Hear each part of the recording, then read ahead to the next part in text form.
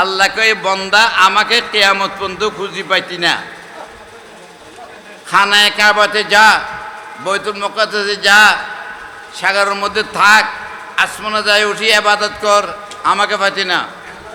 হ্যাঁ, আদম আলাইহিস সালামে গন্ধম খেয়েছিল, ঠিক না বেদিক?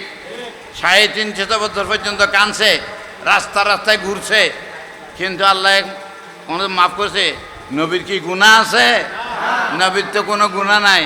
এটা পাক পবিত্র আদম আলাইহিস সালাম প্রথম নবী, তাকে এত ঘুরাইছে আমাদেরকে শিক্ষা দেওয়ার জন্য, আমাদেরকে শিক্ষা দেওয়ার জন্য।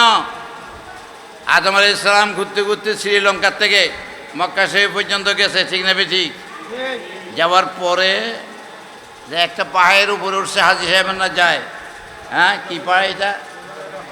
জবলে, জবল মানে পাহাড়, রহমত মানে দয়া, রহমতুল্লিল আলমিনের থেকে রহমত।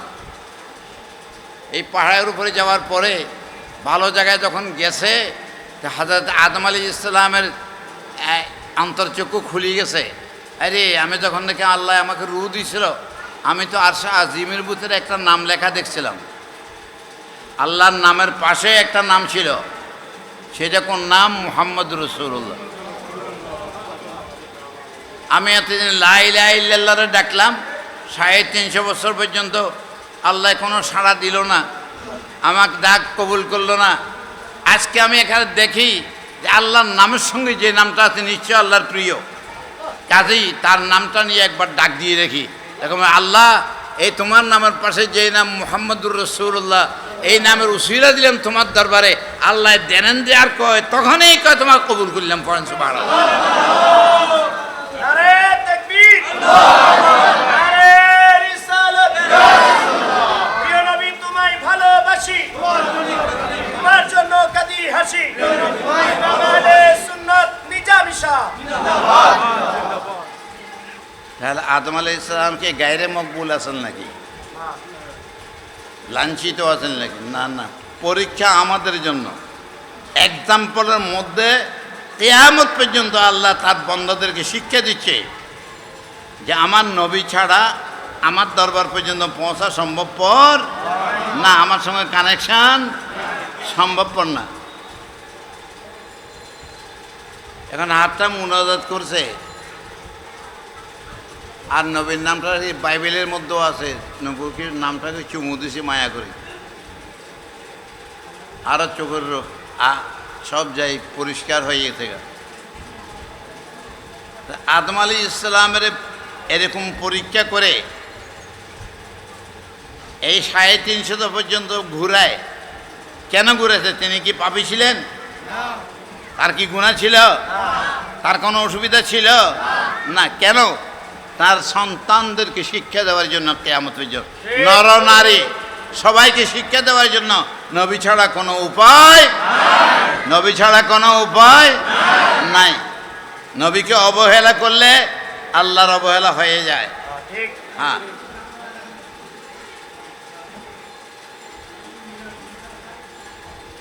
ঈসা আলাইহিস সালামের উম্মত, মুসা আলাইহিস সালামের উম্মত। নবীর যুগে, নবীর সময়ে, নবীর সেখানে আসছিল, আসি বলে কয়, হুজুর আপনি যে নবীর দাবি করেন আমরা বিশ্বাস করি না। আমরা মুসা আলাইহিস সালাম, ঈসা আলাইহিস সালামের বিশ্বাস করি। খ্রিস্টানে কয় ঈসা আলাইহিস সালাম, আর মুসা আলাইহিস সালাম কয় ইহুদিরা। তারে বিশ্বাস করি, এই নবীরে বিশ্বাস করি না।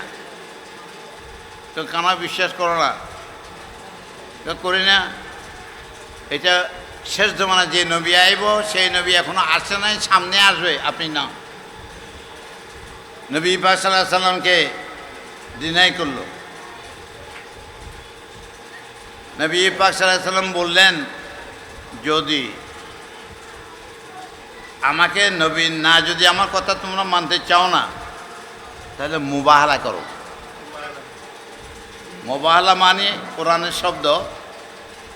মুবাহালা মানে হলো দেখি, এই শপথটা করবা, তুমি যদি সত্য নাও, মিথ্যা যদি শপথ করো, তাহলে তুমি ধ্বংস হয়ে যাবা, আর আমি করলে আমি ধ্বংস হয়ে যাব।